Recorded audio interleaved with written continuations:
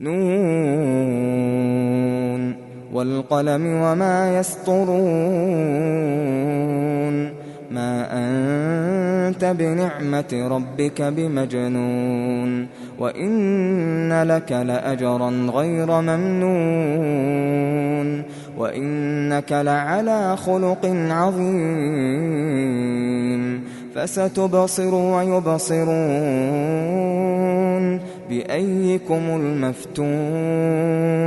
إن ربك هو أعلم بمن ضل عن سبيله وهو أعلم بالمهتدين فلا تطع المكذبين ودوا لو تدهن فيدهنون ولا تطع كل حلاف مهين هماز مشاء بنميم مناع للخير معتد أثيم عتل بعد ذلك زنيم أن كان ذا مال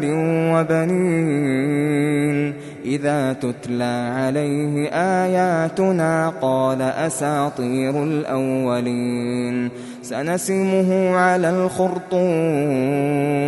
إنا بلوناهم كما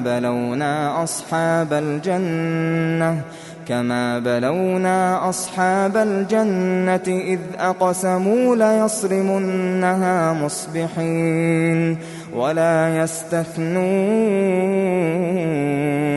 فطاف عليها طائف من ربك وهم نائمون فأصبحت كالصريم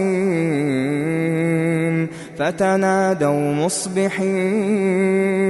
أن اغدوا على حرثكم إن كنتم صارمين فانطلقوا وهم يتخافتون ألا يدخلنها اليوم عليكم مسكين وغدوا على حرد قادرين فلما رأوها قالوا إنا لضالون بل نحن محرومون قال أوسطهم ألم أقل لكم لولا تسبحون قالوا سبحان ربنا إنا كنا ظالمين فأقبل بعضهم على بعض يتلاومون قالوا يا ويلنا إنا كنا طاغين عسى ربنا أن يبدلنا خيرا منها إنا إلى ربنا راغبون كذلك العذاب ولعذاب الآخرة أكبر لو كانوا يعلمون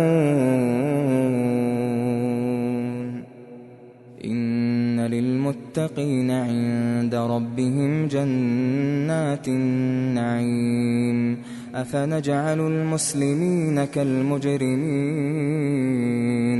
ما لكم كيف تحكمون أم لكم كتاب فيه تدرسون إن لكم فيه لما تخيرون أم لكم أيمان علينا بالغة إلى يوم القيامة إن لكم لما تحكمون سلهم أيهم بذلك زعيم أم لهم شركاء فليأتوا بشركائهم إن كانوا صادقين يوم يكشف عن ساق ويدعون إلى السجود فلا يستطيعون خاشعة أبصارهم ترهقهم ذلة وقد كانوا يدعون إلى السجود وهم سالمون فذرني ومن يكذب بهذا الحديث سنستدرجهم من حيث لا يعلمون وأملي لهم إن كيدي متين أم تسألهم أجرا فهم من مغرم مثقلون أم عندهم الغيب فهم يكتبون فاصبر لحكم ربك ولا تكن كصاحب الحوت إذ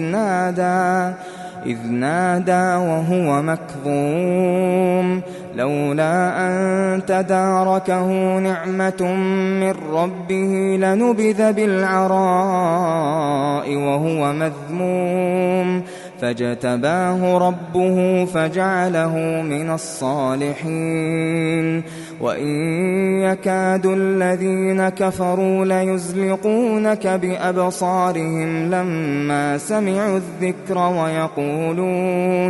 ويقولون إنه لمجنون وما هو إلا ذكر للعالمين.